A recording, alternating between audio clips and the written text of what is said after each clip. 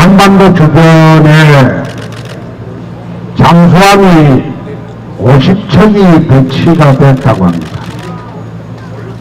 바다위로는 칼빈선호와 일본 함대가 동해로 가고 있고, 또 서해안에는 중국 이지스 함들이 모여든다고 합니다. 러시아와 북한의 국경에는 러시아 군인들이 집중 배치되고 있고, 중국 국경과 중국과 북한의 국경에는 중국군 15만이 배치가 되었다고 합니다. 북한에서는 이미 칼빈선호를 수장하겠다고 발표를 했고, 오늘 새벽에는 트럼프 대통령이 일본 아베 총리와 또 중국 시진핑 주석과 또 통화를 했다고 합니다. 중국에서는 미국이 북핵 시설을 선제 타격을 하면 군대를 동원하지 않겠다, 그 발표도 했습니다. 그만큼 지금 긴박한 남북 상황이 되어 있습니다. 그럼에도 불구하고 우리 한국은 이러한 상황에 대해서 언론에서 크게 논의도 되지 않고 있습니다. 아마 제가 보기에는 문재인 후보한테 불리한 그런 안보 상황이 올까 싶어서 언론에서 의도적으로 기사를 게재하지 않거나 또는 킬시키는 것으로 그래 보입니다. 우리가 대선은 평화롭게 진행되는 것이 참 좋은 일이지만, 한반도가 이렇게 1953년 휴전 이후에 극도의 긴장 상태로 가고 있는 것을 국민들은 알아야 됩니다. 알려줘야 됩니다. 근데 언론이 대선에 묻혀서 이런 상황을 전혀 알려주지 않고 있습니다. 제가 이래 차를 타고 다니면서, 유세를 다니면서 간간히 외신을 보니까 참으로 심각한 상황인데도 불구하고 대한민국은 전혀 반응이 없습니다. 일본에서는 시시각각 언론에서, 방송에서 브리핑을 하고 있습니다. 참 어떻게 보면 둔감한 그런 상황입니다. 물론 70년 동안 아무 일 없었으니 또 무슨 일이 있겠나, 그런 것도 참 좋습니다만은, 우리 5천만 국민의 생명과 재산에 달린 이런 문제를 언론에서 외면한다는 것은 참으로 안타까운 일입니다.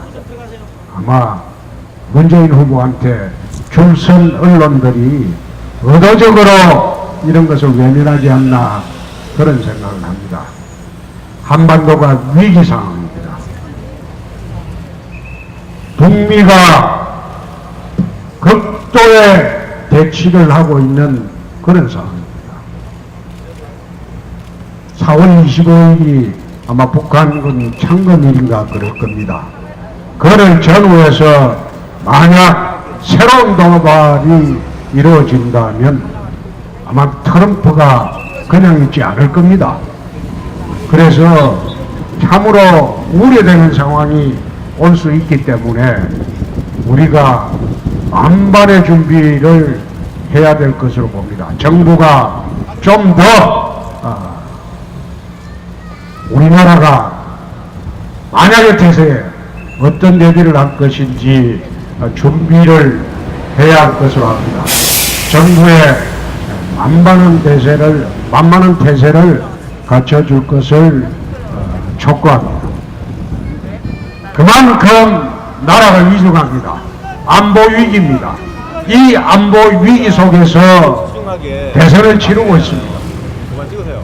이번 5월 9일 선출되는 정부는 과연 우리가 친북 좌파 정권에게 맡겨서 이 나라가 정말로 안전할 수 있을지 걱정이 아니 될 수 없습니다. 그래서 5월 6일 대선을 저는 단순한 대통령 선거라기보다도 이 나라 체제를 선택하는 그런 전쟁이라고 저는 봅니다.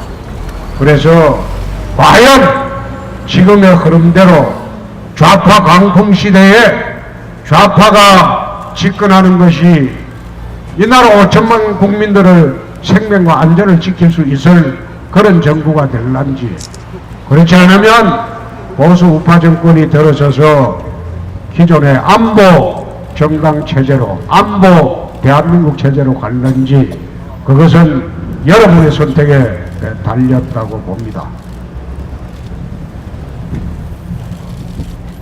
다시 한번 말씀드리면 정말 나라 체제에 대한 선택에 대한 그런 대선이 지금 되고 있습니다.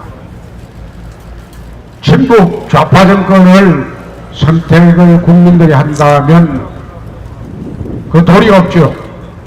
그리고 위장보수 친북 정권을 선택을 해도 도리가 없다고 봅니다.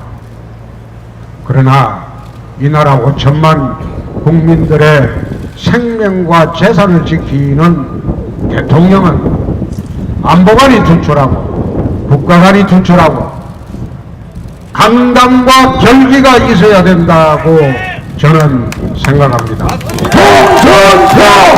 홍준표! 지금 나와 있는 후보 중에서 과연 이 나라 5천만 국민의 생명과 재산을 책임질 만한 그런 강단과 결기가 있는 그런 대통령이 누구인지, 그런 후보가 누구인지 그것을 선택하는 것이 5월 9일이라고 저는 봅니다. 홍준표 잘한다! 홍준표! 대통령! 홍준표! 대통령! 저는 경남도지사만 해도 인생에 성공을 했습니다.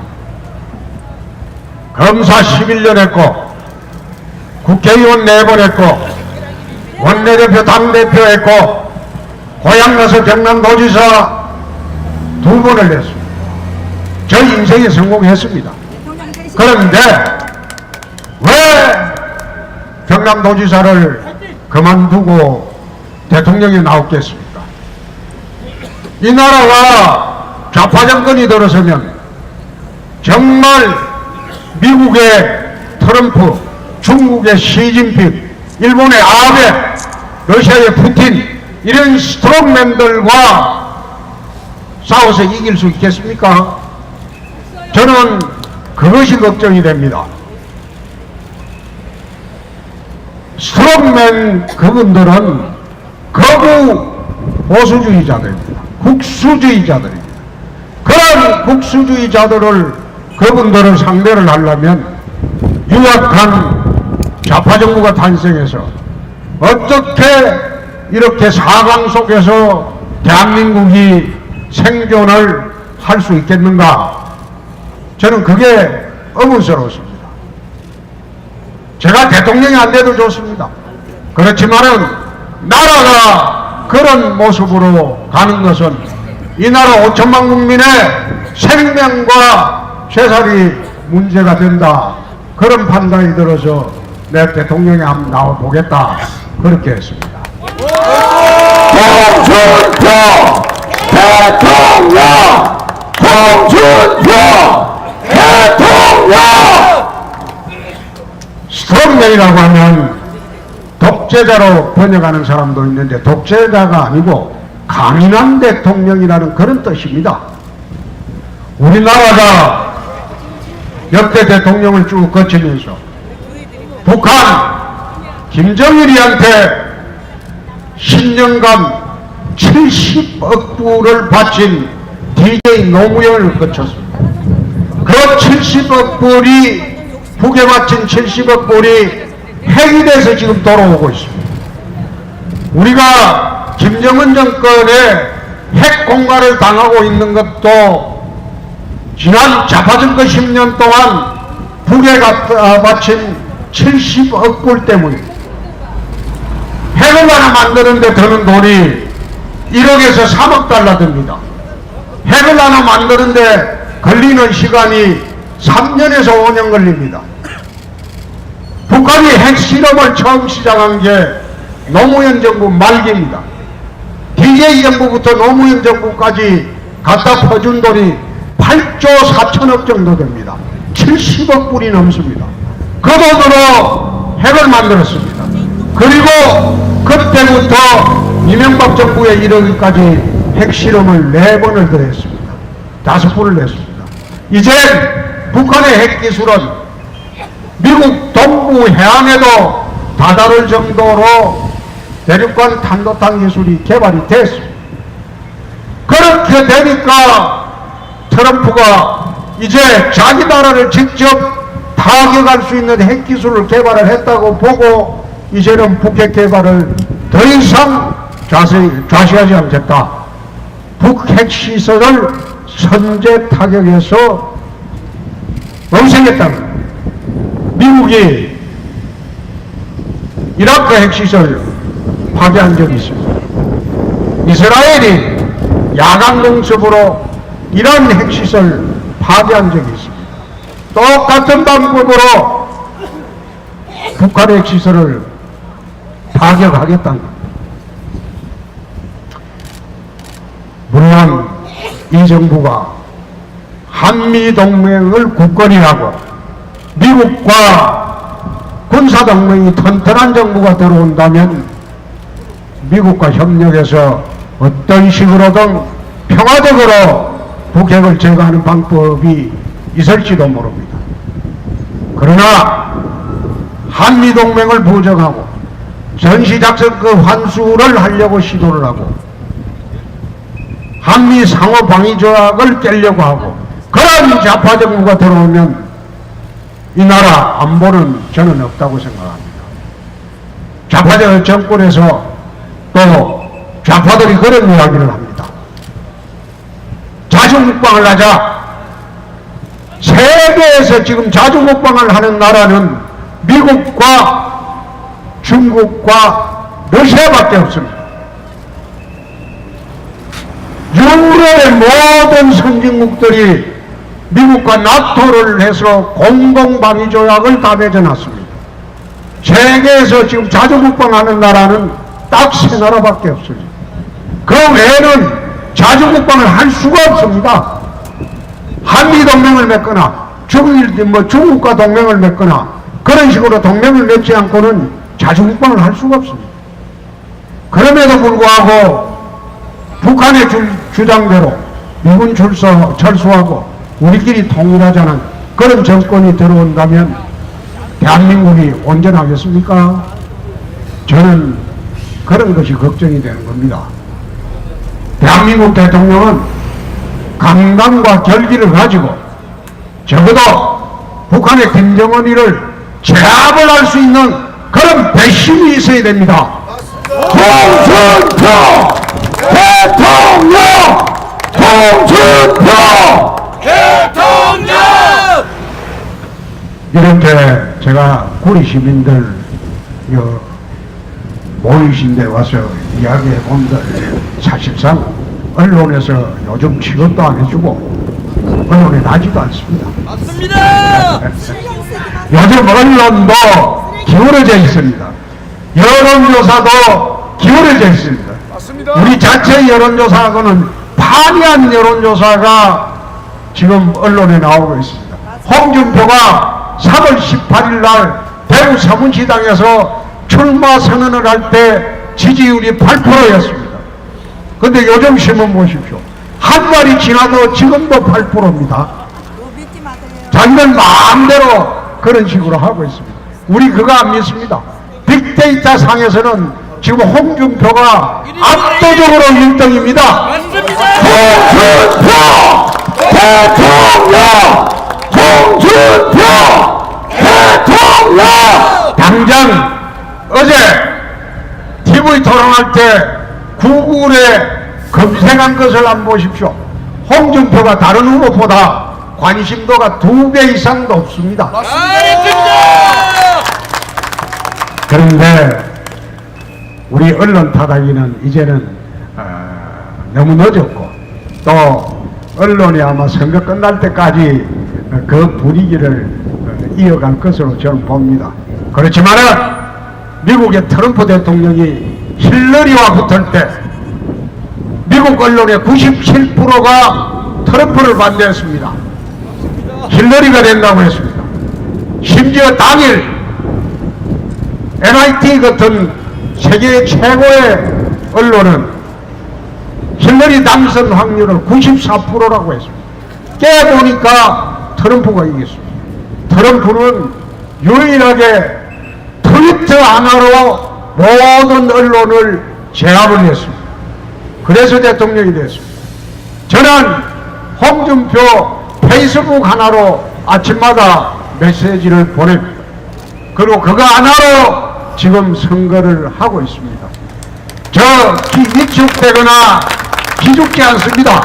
어차피 이 선거는 4월 말이 넘어가면 홍준표와 문재인의 좌우 대결이 됩니다. 좌파우파 대결 구도가 형성이 될 겁니다. 이런 많이 지납니다. 사실 어제 TV 토론하실 때 여러분들 보셨지 않습니까? 문재인 후보 얼마나 거짓말을 많이 합니까? 거짓말 한두 가지가 아니고, 내가 어제 제시한 것에도 6가지 거짓말을 국민 앞에 했어요. 지도자는요, 절대 거짓말을 해서는 안 됩니다. 잘못을 한 데 있으면 국민들에게 용서를 구하면 되지만 거짓말은 용서되지 않습니다.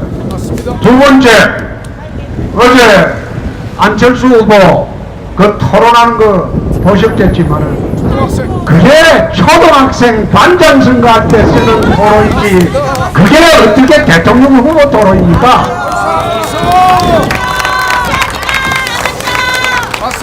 아니, 초등학교 반장 선거할 때 하는 토론, 그것을 대통령 후보 토론이라고 하고 있습니다. 그거 토라진 애처럼 쳐다보지도 안 하고 뭐 자기 혼자 두털거리고, 내가 토론하는 거 보니까 꼭 또 문재인 후보, 안철수 후보 둘이서 싸우는 거 보니까 꼭 초등학교 반장 선거할 때 서로 다투는 그런 모습이에요. 그 대통령 선거 토론 아닙니다. 적어도 이 나라, 이 작은 나라지만 대통령이 되려면 통치 철학이 있어야 돼요. 통치 사상이 있어야 돼요. 자기가 좌판지 우판지 보수지 진보인지 거기 뚜렷한 자기 생각이 있어야 됩니다. 아무런 생각 없이 우파냐 좌파냐 이름 모르니까 아무 대답 못하고 있다가 상식파라고 했어요. 상식파. 좌파한테 다리 반 걸쳐놓고 우파한테 다리 반 걸쳐놓고 양쪽에 다리를 다 걸치고 어떻게 여도 좀 받고 저도 좀 받아서 대통령이 한번 돼보자. 그거 안 됩니다. 그거 대한민국 사람들 제일 싫어하는 게 회색 분자입니다. 회색 분자. 그래서 안철수 후보는 또 아까 내 오다가 뉴스를 잠시 보니까 주식이 폭락했어요. 안랩 주식이. 말하자면 그게 한때는 지지율이 오를 때는 16만 원까지 올라가다가 오늘 보니까 어젠가 8만 원으로 절반으로 폭락했어요. 주식이 폭락하면 그게 이제 대통령이 안 된다는 소리입니다. 어차피 그쪽으로 갔던 우리 우파들 표는 결국 홍준표한테 옵니다.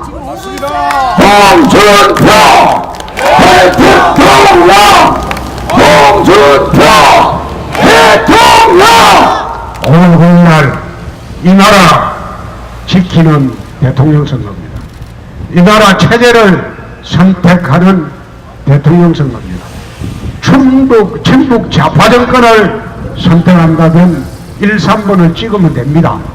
근데 1, 3번은 결국은 한 사람입니다. 거기는 1번이 되든 3번이 되든 간에 대선 끝나면 무조건 합치게 되어 있습니다. 그래서 한 정당입니다. 그거 좌파 두 사람, 그리고 우파 한 사람, 또 좌파가 신상영 후보가 있죠. 그래야면 이번 대선 구도는 간단합니다. 좌파 세 사람, 우파 한 사람이 선거에 나왔습니다. 그러면 보수 우파가 선거에 질 리가 없습니다. 좌파 세 사람은 서로 갈라먹습니다. 근데 우파는 단결합니다.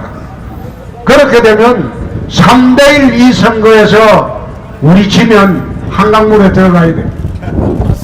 꼭 5월 9일 투표장으로 나가셔서 이 나라 지키는 대한민국, 자유 대한민국을 지키는 이 선거에서 꼭 홍준표를 선택해 주실 것을 부탁 말씀 드리고 가겠습니다. 고맙습니다. 고맙습니다. 여러분, 반드시 합성시키겠다는 여러분의 약속을 보내주시기 바랍니다. 홍준표!